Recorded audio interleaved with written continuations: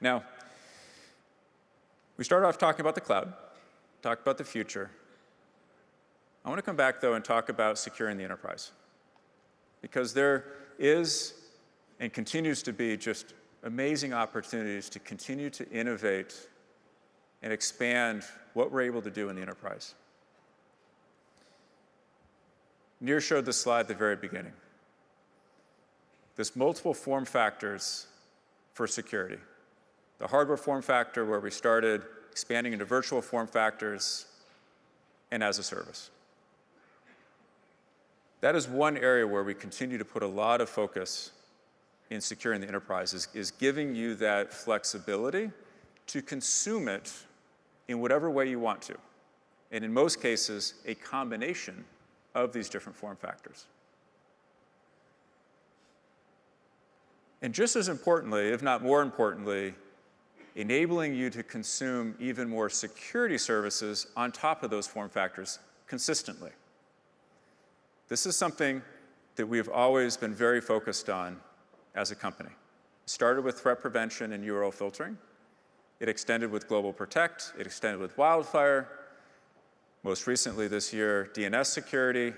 And actually, maybe most recently, what we announced 40 minutes ago with SD-WAN. And it's going to continue to extend. IoT security with the announced acquisition and actual acquisition of a company called Zingbox is focused on IoT. And we have ideas, and we're starting to work toward probably 5 to 10 more security services that can be delivered consistently across these different form factors. This is to greatly simplify the consumption of security, but also provide much greater integration of those capabilities as well.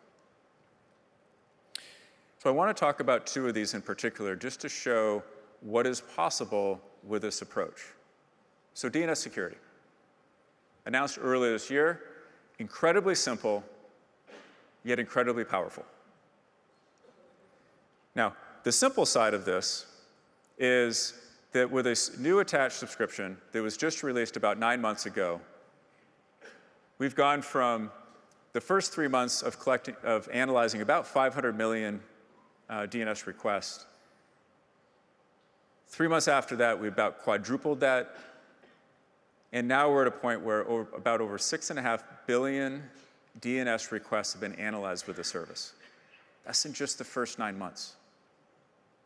You can see the trajectory for how fast and easy and simple it is to consume this and take advantage of it. Now, there's the easy part of DNS security. Then there's actually the hard part. Who can see the hidden animal?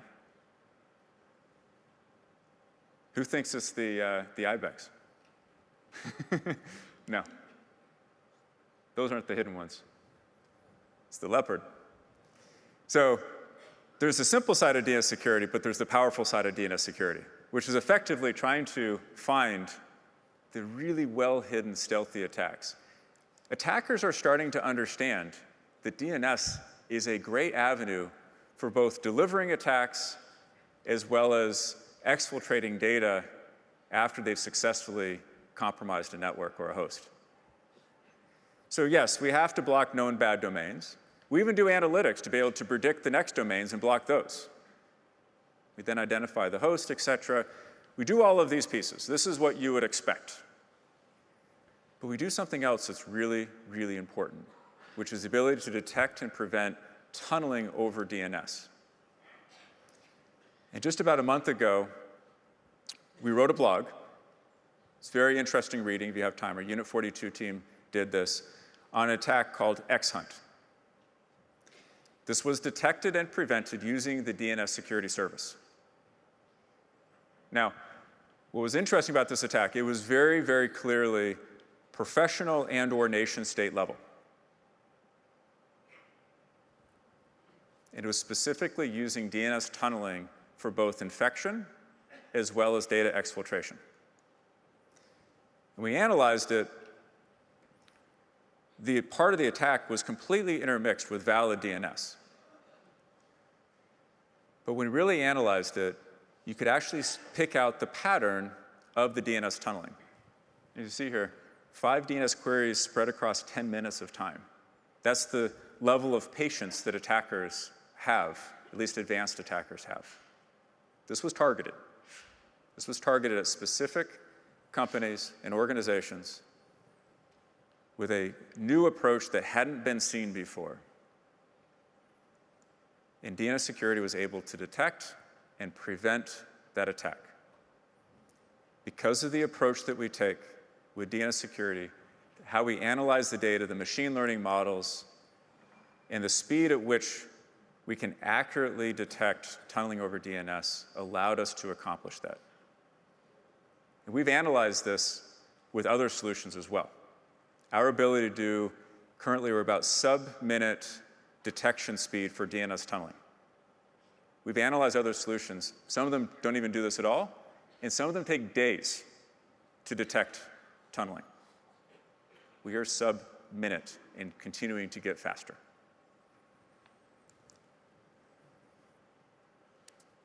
The second security service I want to highlight for you today is around IoT. Enterprise IoT, I believe, is becoming a massive problem from a security perspective.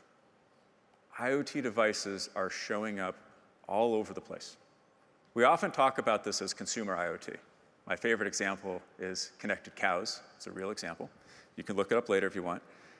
But in the enterprise, badge readers, security cameras, printers, some of this handling the most sensitive data of the enterprise. Simply connected, typically unpatched, typically full connectivity, and no one thinks anything of it. That is starting to change because attackers are starting to think about this. They are starting to say, hey, look, there's all these devices on the network. They're unpatched. They have full connectivity. It's a great target. No one's paying attention to them.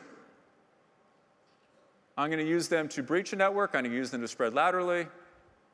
This is not a secret that I'm telling you right now. Something has to be done about this. And it's for this reason we went out, we scoured the market, we took a look at what everyone was doing in this space, and we identified a company called Zingbox that we believed was taking the best approach to securing IoT. They primarily use machine learning to both detect and analyze IoT devices. This is important. With the number of devices and the rate of change, signatures just can't be relied upon to scale and be fast enough at detecting and understanding new devices. They primarily use machine learning to do this, both visibility as well as analyzing the behavior of these devices.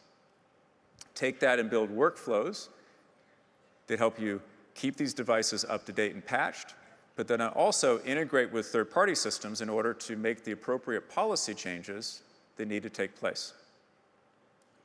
And why I bring this up in this section is because we're actively working toward making this more and more integrated into our different form factors for network security. You can expect us to continue to focus on areas like this, as well as others, as we build out these security services as integrated components of network security. And so with that, we finished by talking about securing the enterprise, new advancements that we've been making and will continue to make there. We had the two big announcements in cloud security: Prisma Access as the expanded SASE solution, and Prisma Cloud expanding with the integration of Twistlock and PureSec, or container and serverless capabilities. And we talked about Cortex and securing the future, with XDR 2.0 and all of the great new capabilities that we're bringing in as part of this solution. Innovation is certainly alive and well at Palo Alto Networks. And so with that, I'd like to say thank you very much for being here with us this week. I hope you learn a lot, meet a lot of people, have some fun in the process, enjoy Barcelona. And with that, thank you.